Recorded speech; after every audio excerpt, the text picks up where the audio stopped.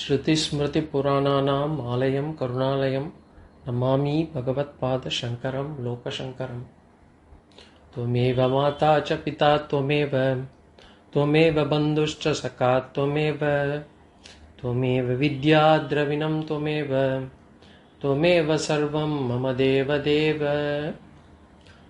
श्रीदक्षिणामूर्तिसुदेशिकेन्द्रं द्वैपायनं सूत्रकृतं मुनीन्द्रं श्रीशङ्करं भाष्यकृतं यतीन्द्रं मद्देशिकञ्चापि Namami विद्यै।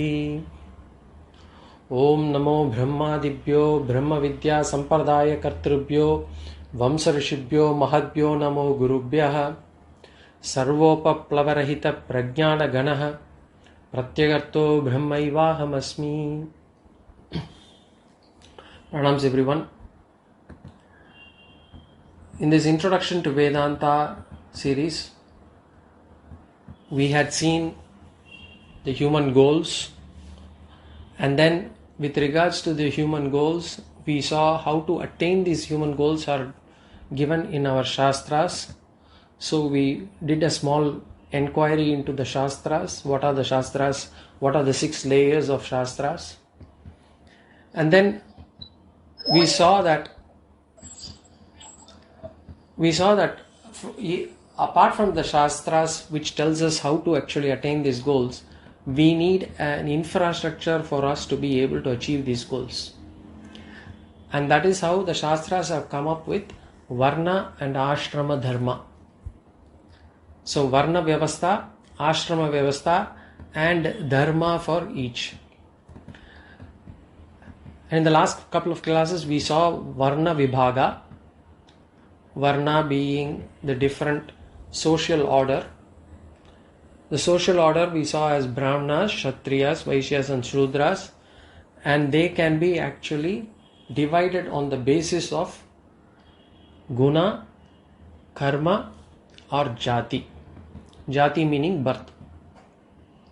And we saw that there is no gradation with regards to Varna if we look it upon the prism of Jati or Karma.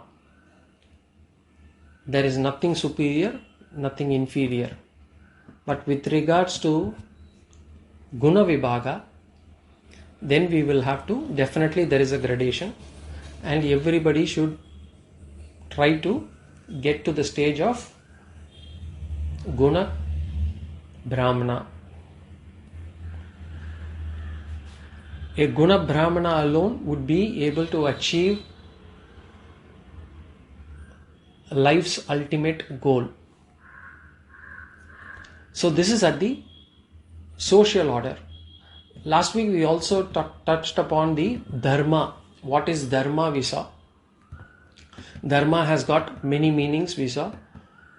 Duties, discipline, way of life, values, punya, donation. They have got multiple meanings depending on the context and the usage. Here normally dharma means duty, and here we talked about swadharma, and then we saw samanya dharma and visesha dharma. What is considered to be samanya dharma? What is visesha dharma? Anything that I don't want others to do to me, if I follow, then I am following samanya dharma. Visesha dharma has been given on the basis of varna. Each karma has got a dharma. So each person doing a duty, karma, work, will have to follow their duty, which we saw it as Visesha Dharma. And we saw whenever there is a conflict between Samanya Dharma and Visesha Dharma, we will have to choose the Visesha Dharma. We had seen until here in the last class. One of the things that we have to know is in this context, I will introduce the term punya and papa. Punya is, there is no English word for it. Papa can be loosely translated as sin. Punya can be translated as something like good deed. or brownie points, whatever you can call it as. There is no equivalent term in English. If a person follows Swadharma,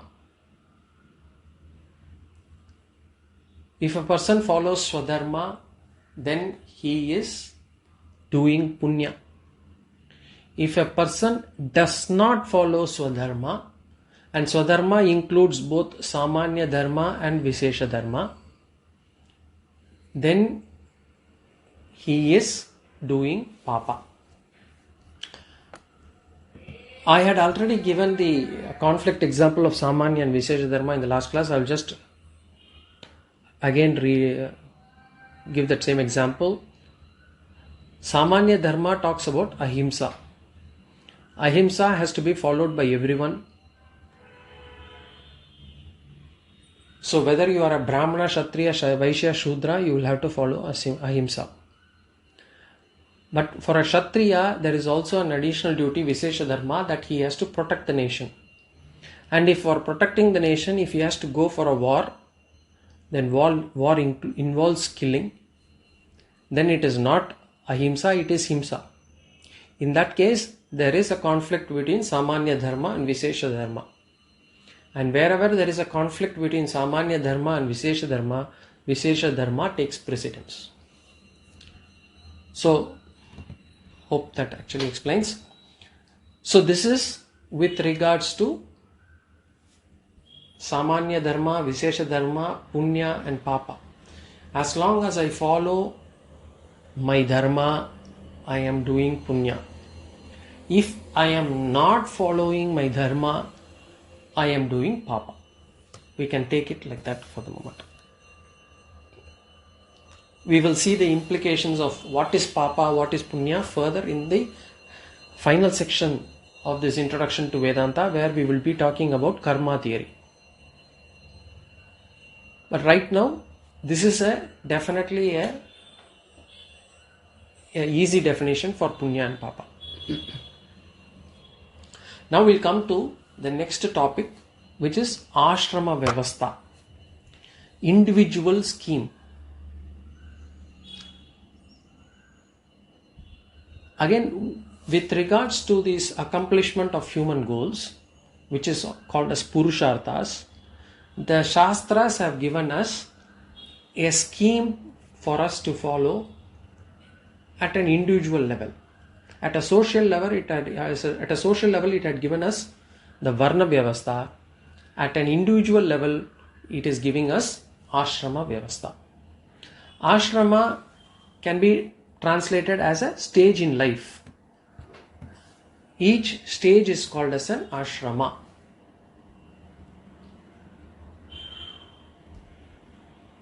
Ashrama, the word shramaha means effort. Even in Tamil we say shramapattu. Shramaha means effort. Or a deliberate, willful, well-directed effort.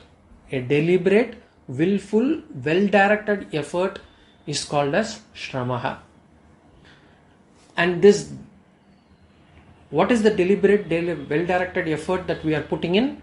We are putting in the deliberate, well-directed effort towards attaining our spiritual sadhana, towards doing our spiritual sadhana. So, shramaha means spiritual sadhana. We can also say shramaha means spiritual sadhana here. So, each stage is a ashrama, and there are 4 stages. There are 4 stages in the life of a Vaidika. When we say Vaidika, again I recollect what we had discussed in the first class. We are, say first class or second class, we are all Vaidikas because we follow the Vedas. So we follow the Vedic religion, and therefore we are all Vaidikas. So for a Vaidika, there are 4 stages, or otherwise called as 4 ashramas. And the 4 stages are Brahmachari ashrama, student life, Grahastha Ashrama, which is householder's life, Vanaprastha Ashrama, which is typically in those days used to be a hermit's life, or in our current days we can call it as a retired life. And then Sannyasa Ashrama, which is the last stage, which is known as a stage of monk or a stage of renunciation. Sannyasa means tyagaha, tyagaha means renunciation. So a life of renunciation. So I'll repeat, there are 4 stages: Brahmacharya Ashrama, Grahastha Ashrama, Vanaprastha Ashrama and Sannyasa Ashrama. And why there are 4 stages?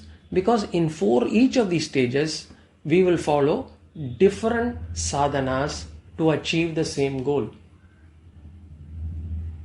So to achieve the same goal at various levels, because we are at various stages, these sadhanas are also different. And in our culture, in our scriptures, the entire life is a spiritual journey. Spirituality is not a post-retirement hobby in our culture. In our culture, the entire life is a spiritual sadhanani only. The life is full of sadhanas.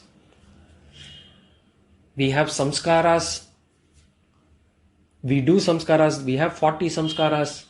All those things that we do is all for our spiritual maturity only. In fact, Swami Chinmayananda used to say, spirituality is not a part-time vocation. Spirituality is not a part-time vocation. It is a full-time preoccupation. So if it is going to be spirituality is throughout the life, only the sadhanas differ. The goal remains the same. The type of sadhanas differ depending on the maturity or the environment that we are in. And what is the final goal? The final goal is spiritual goal only. And what is the spiritual goal? We know that there are 4 goals: Artha, Kama, Dharma and Moksha. Shastras accept that all 4 are goals. Dharma, Artha, Kama are also goals. But in the heart of heart, our Shastras, the scriptures, do not accept them as real goals. They are apparent goals. They appear as goals as long as the person is immature. For an immature person, the Shastras will say, at least try to achieve this goal. If a person is not, to start off, they will give smaller goals to achieve. And that is what here we try to do in terms of, the Shastras also tries to give you intermediate goals. But if a person is mature, the Shastra says, transcend these goals. These are not goals for you. The goal is only one. That goal is moksha. There is only one spiritual goal, and that is moksha. But until the time he becomes mature, Shastras give him sadhanas to do, which will, when he practices, without knowing, he will be getting maturity. Without him being totally aware, he would be able to mature. And these sadhanas, Shastras or our Vedas prescribe these sadhanas as like a sugar-coated pill, so that this person will consume. So this person will consume this. He will not find it bitter, and yet it will do the work. So similarly, our Shastras or scriptures prescribe certain exercises which are seemingly meant for dharma, artha or kama. But the hidden intent behind all these sadhanas is still moksha. So this is how our Shastras work with regards to goals, and this is our Shastras view of what is the ultimate goal. If somebody, when we are born, each person should be asking ourselves, why are we born? What is the purpose of my life? Is my purpose of my life is to, what is to be in purpose? Some people say, the purpose of my life is to be successful. What is success then? Success is getting so much money in a bank balance, or getting a house, getting married, getting my kids married, having grandchildren, playing with them. Is that considered to be success? Then if that is considered to be success, why even after getting all those things, some people are still not happy, or almost everybody is not happy. And even there is always a feeling that I could have done that. This is not what I had planned for myself. So obviously we are missing something in life which is not making us happy. And that is not making us happy. So the Shastras say, your life's goal, the purpose of this life is to attain moksha. And they have given 4 stages for an individual. The first one is Brahmachari Ashrama, the student stage. The ashrama, Brahmachari Ashrama, student's age, so it is a life of education. So for any appropriate profession, I should be able to get the knowledge and skills. And that scriptures accept this. So according to the scriptures, there is only one aspect of education which is primary, and all other education is all secondary. The primary the primary education should be how to live happily, how to attain moksha, because moksha is happiness here and now.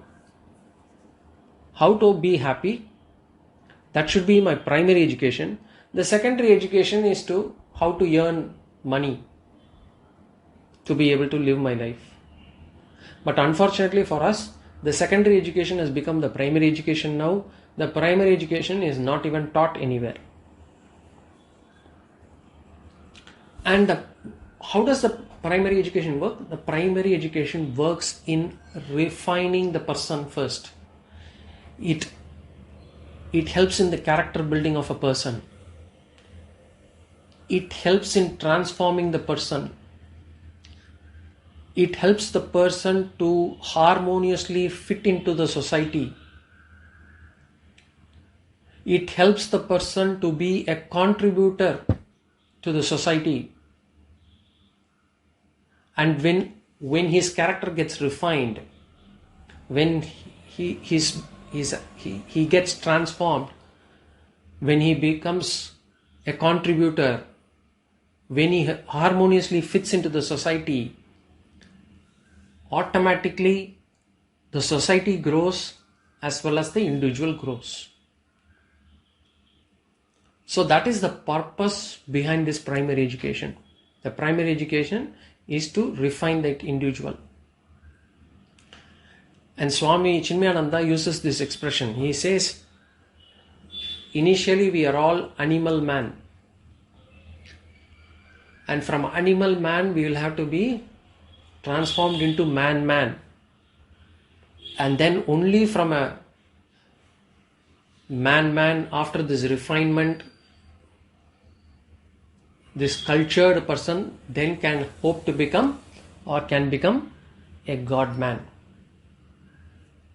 So that refinement in terms of how to lead life, what is the purpose of this life, how to actually become a contributor to the society, what should be my priorities, what are my duties, what are my rights, that will have to be clearly understood by the person.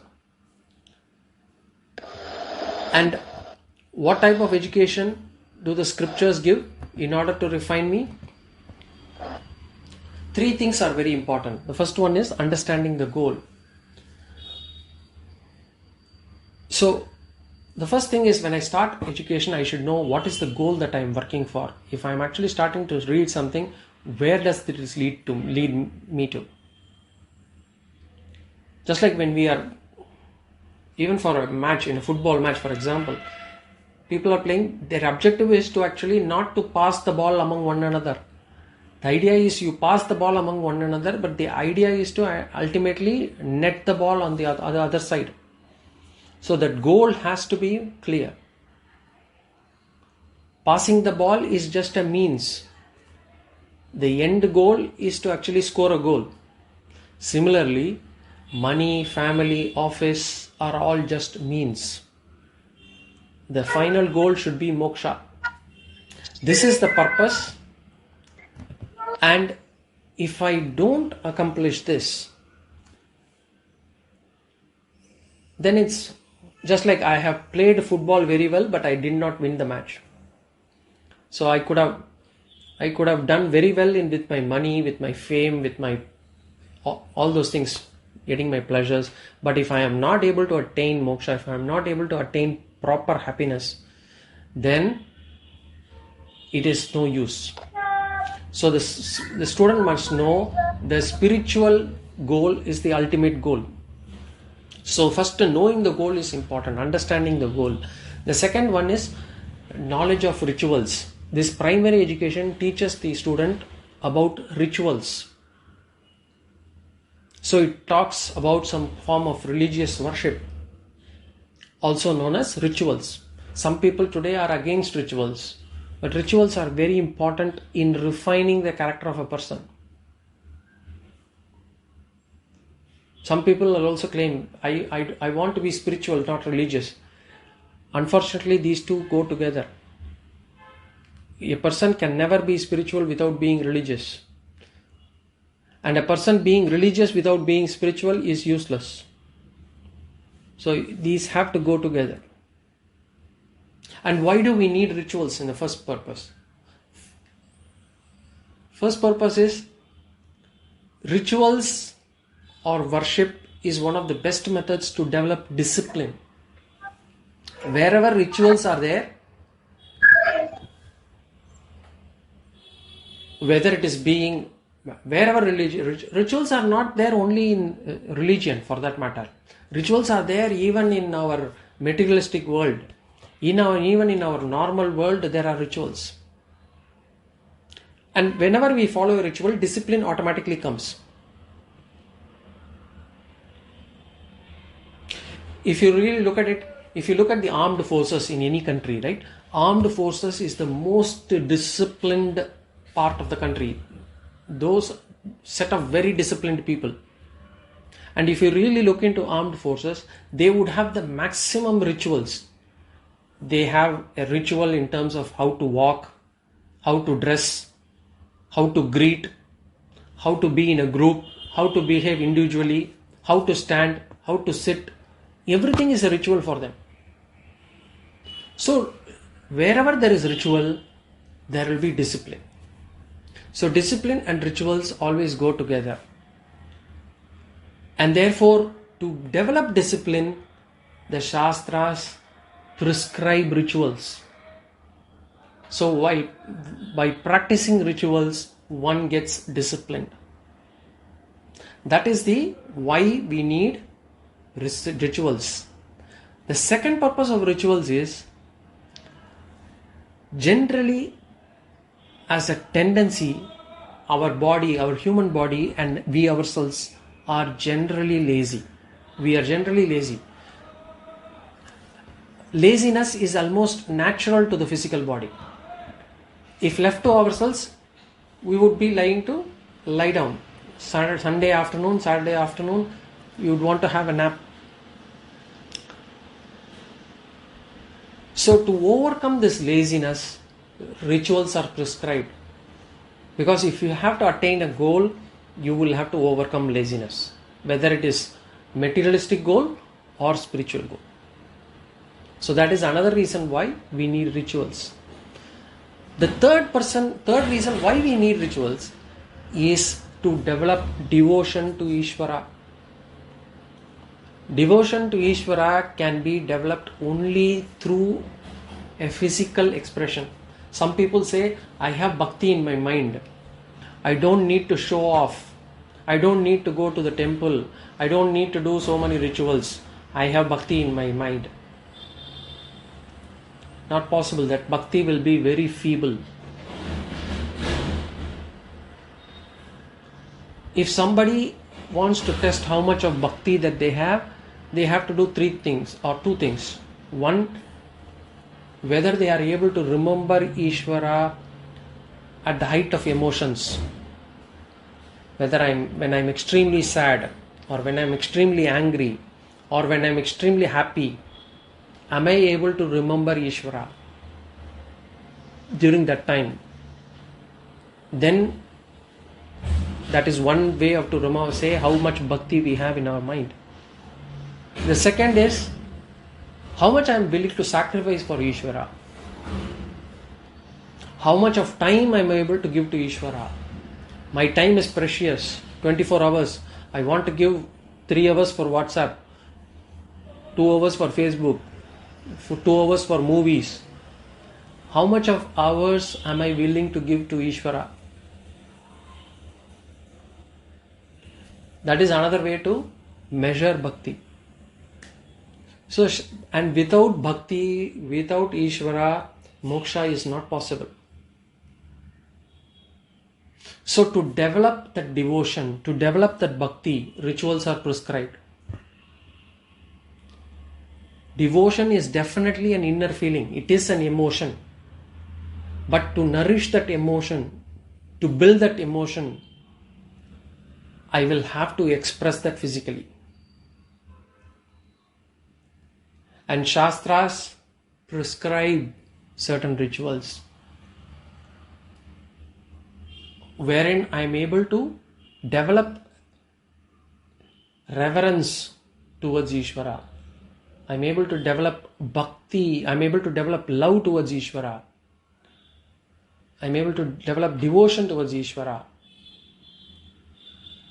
And I am able to constantly remember Ishvara. So all these pujas, stotras, these festivals, all these things have been given to us to be able to develop this devotion. So this knowledge of rituals is important, and that is one of the type of education that a brahmachari gets. So we saw the brahmachari first gets the knowledge of the goal, understanding of the final goal. Then he gets the knowledge of the rituals. And we just saw why do we need rituals right now. So for a brahmachari, he first gets the knowledge of the goal. Then he understands the rituals. And then the third thing he gets is the values of life. Education has to teach me values. Otherwise that education is not worth. If it is only going to teach me physics, chemistry, biology without letting me know how to lead my life, how to control my emotions, how to manage myself, how to deal with this world, how to deal with things happening around me, that education is not worth it. So a brahmachari education would cover that, at least in those days. Or our primary education, the shastras, the scriptures education would cover that. So the values of life, and the values of life are constants, eternal constants. What was value 500 years ago is the same value that I will have today, I should have today. Speak truth or whatever, how to manage anger, all those things will be same. Do not fear. It is the same value that we have. Physics and chemistry would have changed. Some new subjects would come and some subjects would vanish also within our lifetime. But we end up studying those subjects but not this. So this is the three important things that a brahmachari gets to learn as primary education from our shastras. Understanding the goal, knowledge of rituals and values of life. Why rituals? To develop discipline, to overcome laziness, and to develop devotion. Now let us see the Vishesha Dharma of a brahmachari. We already saw what is a Vishesha, what is a Dharma. When we saw Varna Vyavastha, we already saw that Dharma means duty. So Vishesha Dharma means specific duties of a brahmachari. And a specific duty of a brahmachari or a student should be student, period. He has to be a student, nothing more, nothing less. Which means he has to read Shastras. He has to gain that knowledge. And that is the main aim and that is the only aim. And the students are not supposed to do anything else. They should not indulge in politics. Students should not indulge in politics. It will derail them. Today we have a lot of these unions and stuff, all those student union and all those things, politics coming into schools and colleges, which will derail the student. The students are not supposed to deal in politics. Second thing is, they should not look to earn money. Because once someone sees money, they lose interest in studies. Somebody sees power in politics, they lose interest in studies. Somebody sees money, they lose interest in studies. So therefore, money and politics are a completely no-no for a student. Then they have to serve gurus. In those days, we had this patashalas and gurukulas where the Shishya will be serving the guru. So they have to do service to their gurus. That is to reduce their ego and overcome laziness and be able to contribute, start contributing. Then the next requirement or a Vishesha Dharma of a student is to have sense control. They should have the senses under control. They should not be looking to get comfort. They should not be looking out for tasty food. They should not be looking out for air-conditioned environment. They should not be looking for cot and bed and all those things. But today, a lot of things are changed. Today, kids are pampered.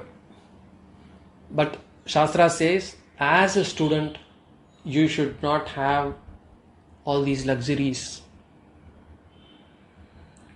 Because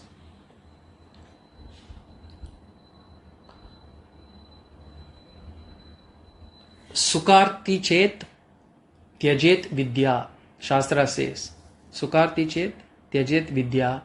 Vidyarthi chet tyajet sukham. If someone is focusing on sukham, they will lose knowledge. If someone is only focusing on vidya, they will not mind discomfort, or they would not be looking for comforts. If someone is focusing on comforts, they will lose the drive and passion.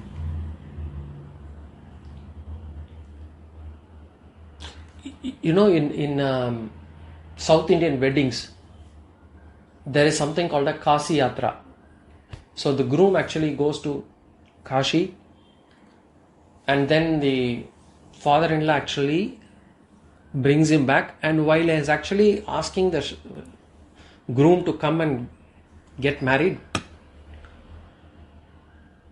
The father-in-law offers him umbrella and slippers. The reason is, as a brahmachari, that person would not have had slippers. He should not be wearing slippers. But as a grihastha, he can wear slippers. And as a brahmachari, he would not mind about this rain, all those things, rain or sun. So you would not have umbrella.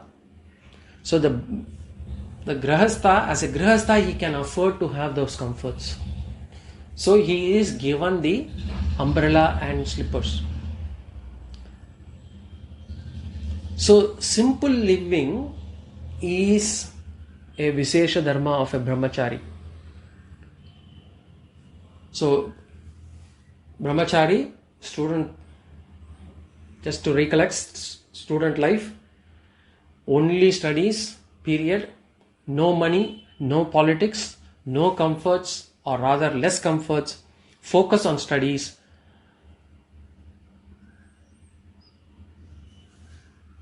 And do justice to that. Simple living is what is required of a brahmachari. Then the second one is grihastha-ashrama. Grihastha-ashrama is family stage. This grihastha-ashrama is a very important, extremely important and a relevant ashrama. And probably this is the one ashrama that is still probably alive even now. The other three have vanished almost. There is no more brahmachari ashrama where students are sent to gurukulas or patasalas. That has almost vanished. Vanaprastha, where a person goes to forest for his retired life, is no more there. People definitely do not take sannyasa after their retirement or after a few years after retirement. They don't do. So the only ashrama that is now still relevant or people still following is grihastha ashrama. It is still alive. According to our shastras, family life is a religious institution. It is not of two people coming together because they find each other's company good. Our shastras have identified family to be an institution. And whenever you have an institution, it is formed by a ceremony. So there is a religious ceremony that is there. And this family is meant for religious purpose only. Materialistic purposes are incidental. They are only byproducts. They do not say you should not have any materialistic goals. But they say the whole life is only for one purpose, and that is for moksha. And this family life is an important institution in the middle of your life that is needed for you to spiritually mature and focus on your goal. And therefore you have been given this institution where you are focusing on your spiritual goal, and it is for a religious purpose only. So this is our approach, our shastra's approach to family life. All these materialistic goals like security, pleasure, the comfort that we get, if we think those are our primary goals or our primary purpose of getting married, I want to get married so that I can feel settled. I want to get married so that I can have kids who can take me of my life when I am old. I want to get married so that I can buy a house. All these are, if those are the primary purposes for which my marriage takes place, then that family life becomes unstable and it will soon become irrelevant.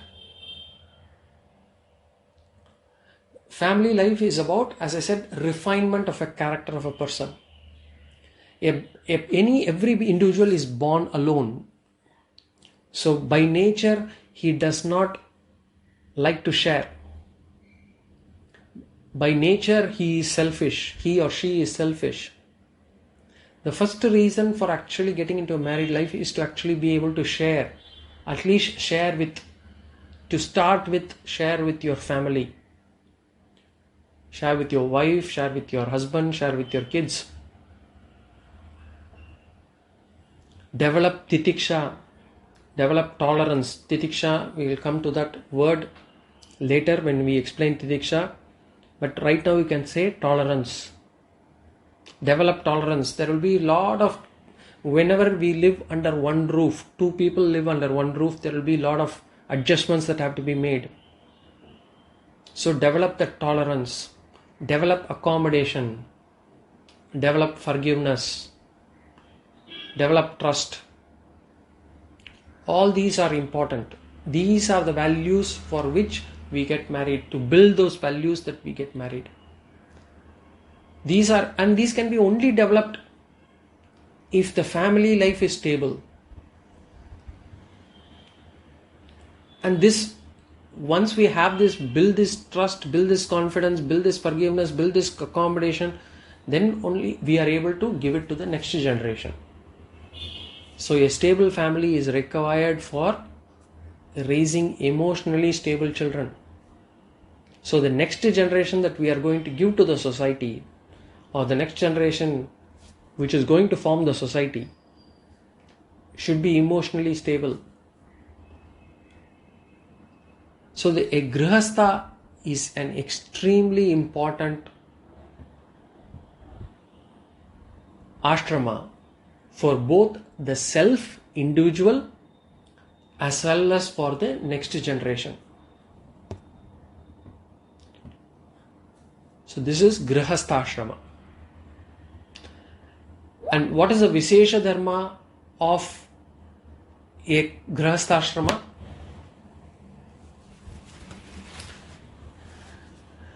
This is very important, which I will again touch base when I take Karma Yoga. What I am going to talk about, a grihastha ashrama's Vishesha Dharma. Pancha Maha Yajna, another concept that I am going to introduce. Pancha Maha Yajna. Pancha means 5, Maha means big, Yajna means sacrifice, or we can say duty. In this place, Yajna or sacrifice. So Pancha Maha Yajna is an important duty of a grihastha. We will see that in detail in our next topic. What is Pancha Maha Yajna? We will discuss it there. But apart from that, we have to understand the grihasthas will have to take care of the society as a whole. Why? Because the other 3 ashramas, Brahmachari, Vanaprastha and Sannyasis, they are not supposed to earn money. Brahmacharis are not supposed to deal in money. They should not look for money. They have to study. So they don't have money in their hands. Vanaprastha is retired life. Obviously, in those days there were no pension. So they do not have money in their hands. Sannyasis, they have renunciated everything. They have given up everything. So they don't have money with themselves either.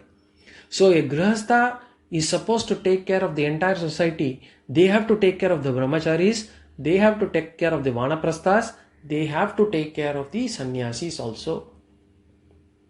So taking care of all 3 other ashramas is also an important duty of grihastha. Those days, brahmacharis and sannyasis will come for bhiksha, door to door. Brahmacharis will say, Bhavati Bhikshan Dehi. They are supposed to take alms and eat, irrespective of which family they come from, whether they are poor, rich, doesn't matter. If you are a brahmachari, you are supposed to go door to door, get your food and eat. And whatever they serve, you eat. You are not supposed to ask for what you want. And the same thing is sannyasi. Sannyasis, obviously, they would have renounced, they would have given up everything. They would have sacrificed or they would have given up everything. So Grihastha's responsibility in those days was to first feed the sannyasis and brahmacharis even before they feed themselves and family. In those days, there used to be even some jokes and stories, because in those days people used to say that you will have to first feed a guest, any guest, then only you can eat.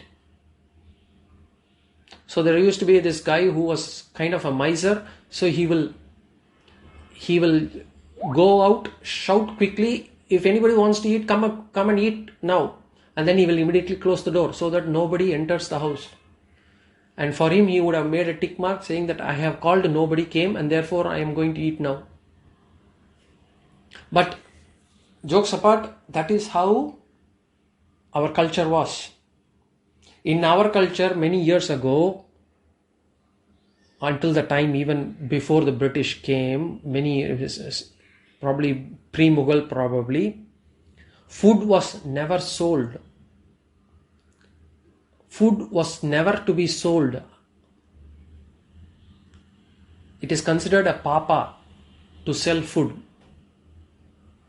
Everybody, all these travelers, sannyasis, when they ask for alms, people in the house would have to serve them whatever they have.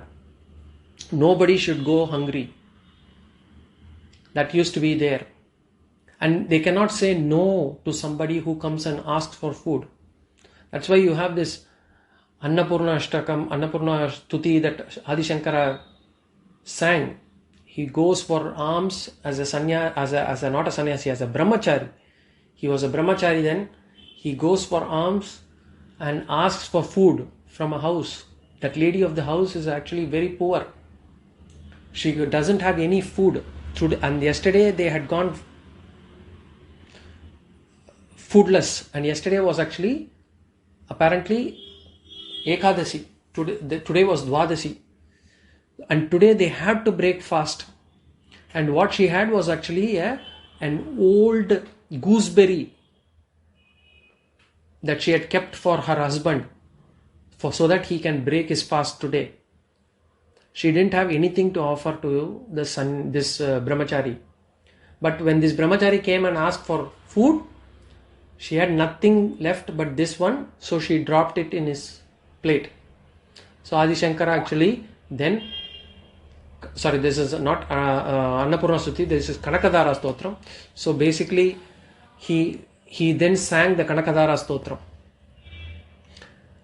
And Goddess Lakshmi,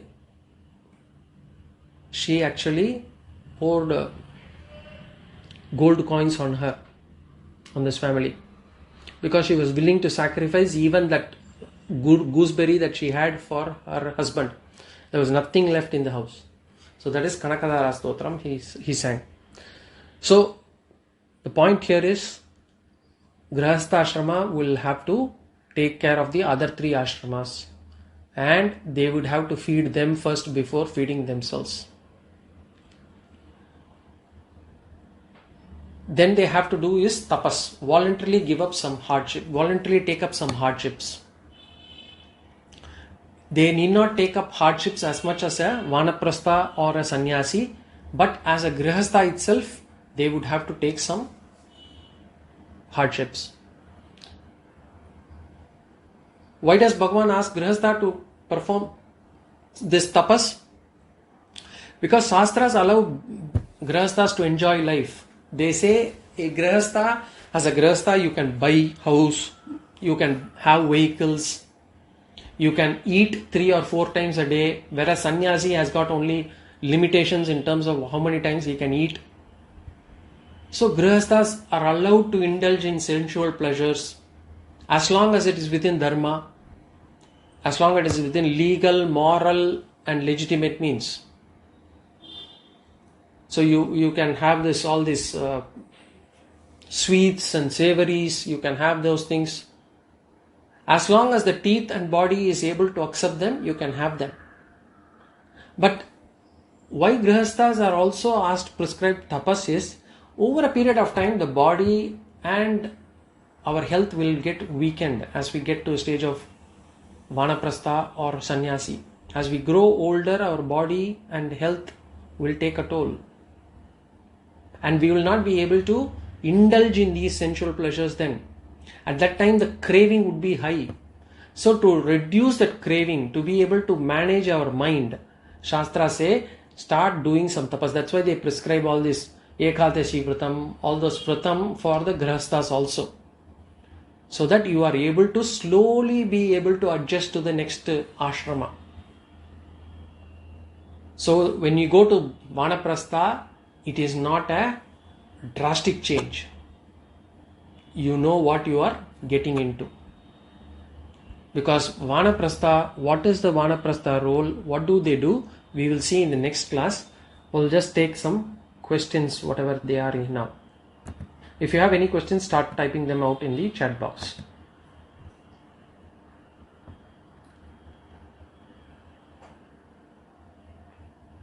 Okay, I'm reading this question.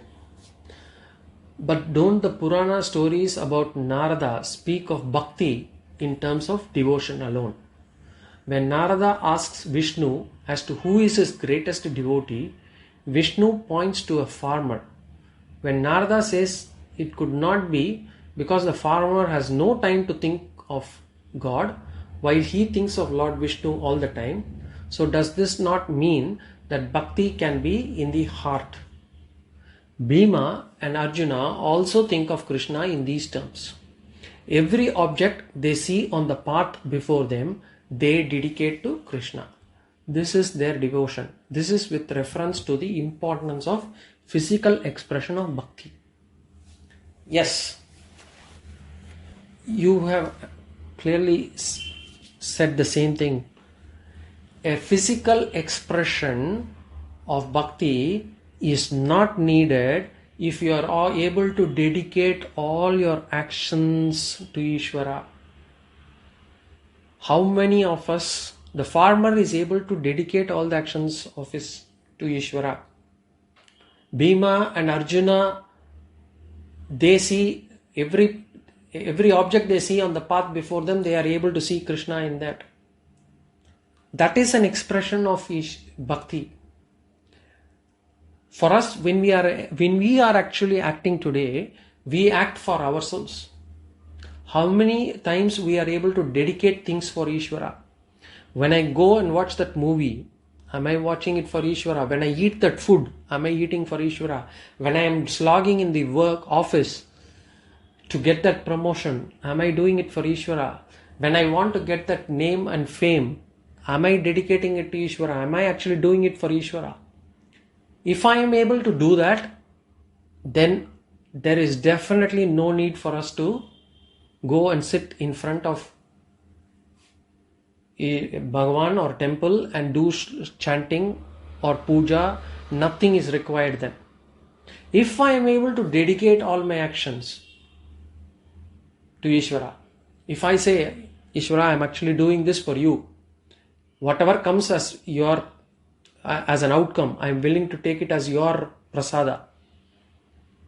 If I am able to have that maturity, then to have a separate time for expressing my bhakti is not needed. But in that case, is this probably related to what I am typing now? So in that case, even if I do physical bhakti, isn't it of no use? No, it is of use. As I said, the rituals, when I start spending time for doing my physical bhakti, my devotion will slowly increase. I am able to think about Ishvara for a longer period of time. I am able to think Ishvara over a long... As I actually start developing this attitude where even in my free time, if I am able to think of Ishvara, or I am able to do some japa, or I am able to do some sloka chanting, I am able to bring Ishvara into my mind. Slowly and surely, I will get to the stage where even all my actions I will be able to dedicate to Ishvara. So this this physical expression is needed until the time where I am able to dedicate all my actions to Ishvara. Yeah, I trust I answered that question. Now I'll go to the next one. Isn't the institution of marriage served better if there is mutual admiration through prior knowledge of the person? All the karma involved in Grihastha Ashrama would then be full of joy and happiness. And aren't the boarding schools and colleges with hostel life supposed to be the gurukuls of modern culture? We are supposed to acquire knowledge in the classes and develop life skills through hostel life, where parents spoil the system by providing support beyond what is necessary and asking for creature comforts through AC classrooms, AC hostel rooms, etc., etc. The last point is probably your observation, so I'm not going to say anything to that, but I'll try to answer the first one. Isn't the institution of marriage served better if there is mutual admiration through prior knowledge of the person? So basically what you're saying is, if I know the person before my wedding, would it not help the marriage better because there would be an admiration? If that is the case, then all the Western marriages should have actually flourished. There shouldn't have been any divorces in the Western world today, because everybody says that they have found the right love, they have found the love of their life, and they don't have any problem. They have been going together, living together, they know each other for so long, they found perfect compatibility and others, and yet those marriages fail. Marriages need not be, and there are marriages within our culture where I know of people who had got married even at a very young age, and of course arranged marriages, and who have built this trust, and they have got great communication among themselves, and their marriages have lasted longer. So I don't think knowing a person beforehand would make much of a difference. Having the same background, culture, food habits, eating habits, praying habits, language, accents, cultures, values, having synchronized, having the same background in those aspects would probably make them a little more compatible than anything else, is my view. Of course, every person can have their own views.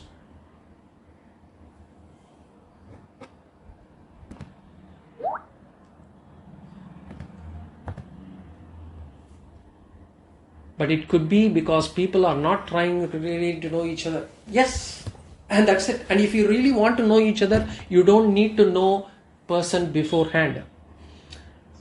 If your objective is to make the marriage work, and if you are willing to sacrifice, compromise, be able to accept and be able to develop that trust, knowing that person or not knowing that person before the marriage wouldn't matter much in my view. But again, I mean, it's each person's view.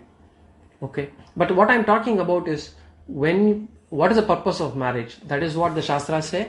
Shastras doesn't say you should not know the person beforehand, or it doesn't say you should know the person beforehand. It doesn't matter whether you know the person or not the person. The idea is, once you get married, what is the role of this Grihastha Ashrama is what the Shastras talk about. Boarding schools and colleges. The other thing about today's education, as I said, is it is not focusing on the primary education aspect. It is teaching us physics, chemistry, maths, computer science and all those things, but it doesn't teach us what is the purpose of life, how to lead my life, what is it that I have to do to be a better citizen. what is the Samanya Dharma, what is the Vishesha Dharma, how do I need to conduct myself, all those things are not properly taught. Again, I don't see women as part of any of the ashramas. I feel women were just given the duty of taking care of their husbands and kids and parents' family. Women are part of Grihastha Ashrama. A Grihastha Ashrama has both men and women.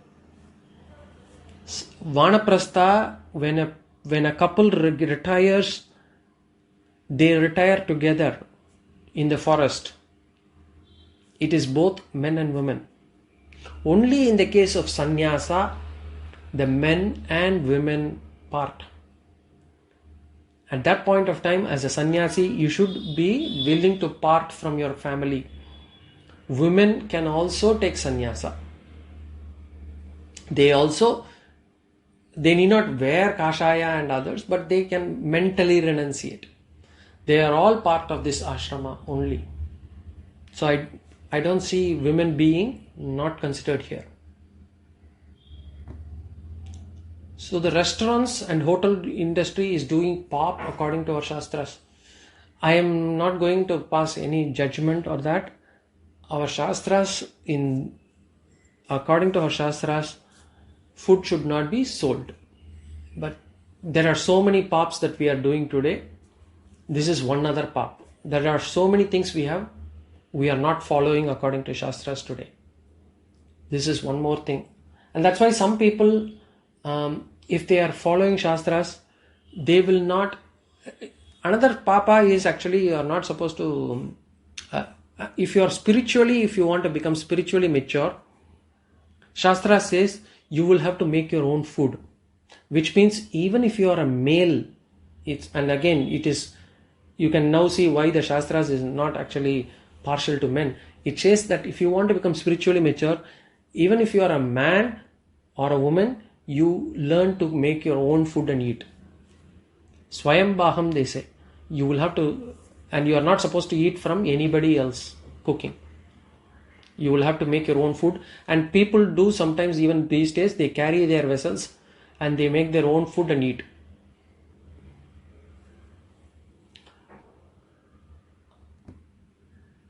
I think our culture promotes more of trust, adjustments and give and take between the partners. Yes, probably yes. Our culture, because in our culture, marriage is not between two individuals. Marriage is between two families, at least now. I mean, at least until my generation, I would say. So it is a question of getting two families together. It was never about two individuals. Brahmacharya Ashrama, what is the status of woman? The status of woman in Brahmacharya Ashrama was that she also was learning things, but she wouldn't go to the Gurukul, but she would be learning things from the father's place itself. But she also would be taught about what the Shastras are about. She will know what is the... she also knows Dharma, Artha, Kama, Moksha. She also knows that her goal is also moksha. Moksha is not only for men. Moksha is not only for brahmachari or sannyasi. Moksha is not only for brahmana or vaishya or anybody. It is moksha is for everyone. Okay? Are there any other questions before we can close the class?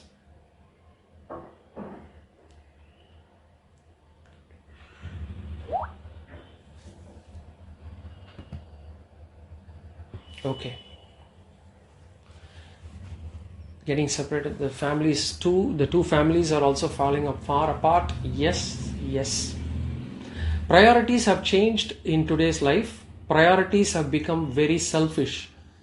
Everybody wants to think about what do I get out of this family life? Why am I not able to achieve my individual dreams and goals?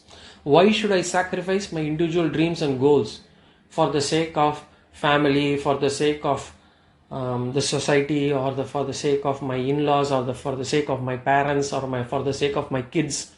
So that question comes in. And today in this world, they say individual dreams, individual goals matter. And if individual dreams, goals matter, obviously priorities will change, and as a result of priorities changing, there will be some casualty somewhere, and that will be ultimately the family life. So choice is left to the individual to make whether they want to put their life's dreams and goals ahead, or whether they want to take care of the family. I am not here to pass any judgment here. Okay, thank you. We'll see again in next class. Om Purnamadah Purnamidam Purnat Purnamudachyate Purnasya Purnamadaya Purnameva Vashishyate. Om Shanti Shanti Shanti. Swasti Prajabhyah Paripalayantam Nyayena Margena Mahim Mahishaha. Gobrahmanebhyo Shubhamastu Nityam Loka Samasta Sukhino Bhavantu. Hari Om Shri Gurubhyo Namaha.